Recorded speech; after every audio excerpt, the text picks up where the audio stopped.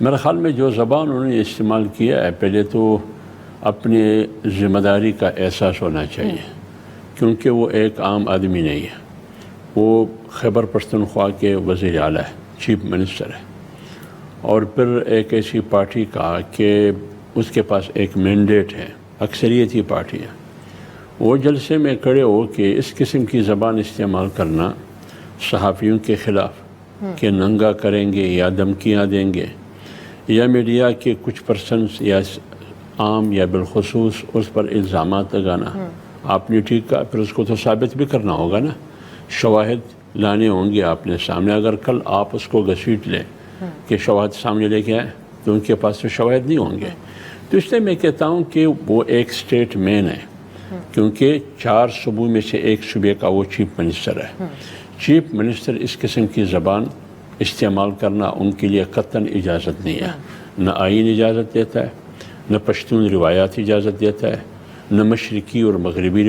مشرقی روایات اجازت دیتا ہے، نہ مسلمان کی جو اقدار اور روایات ہیں نہ وہ اجازت دیتا ہے، بالخصوص کسی بھی انسان پر۔ پھر جب آپ ایک پوزیشن پر ہو،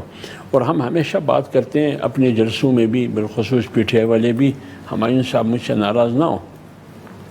کہ اسلامی ریاست، اسلامی فلاحی ریاست، مدینے کی ریاست کی بات کرتے ہیں۔ انہوں نے کل بھی جہاد کی باتیں کی، اسلامی ٹچ کھیلا انہوں نے۔ تو اسی پر آ رہا ہوں، رسول اللہ صلی اللہ علیہ وسلم نے فرمایا کہ اگر آپ تعریف سمجھتے ہیں کہ مسلمان کس چیز کو کہا جاتا ہے تو کہتے ہیں مسلمان وہ ہے جس کے ہاتھ سے کوئی دوسرا انسان محفوظ ہو اور اس کی زبان سے دوسرا انسان محفوظ ہو۔ یعنی آپ لوگوں کو اپنے زبان کے ذریعے اور ہاتھ کے ذریعے اذیت پہنچانے کی کوشش نہ کریں۔ جو زبان انہوں نے استعمال کیا، کیا اس سے آپ کو، مجھے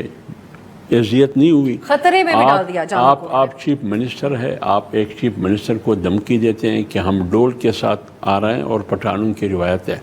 پٹھانوں کی روایات میں جب کسی کو آپ للکارتے ہیں بحیثیت ایک جنگی محاذ کے،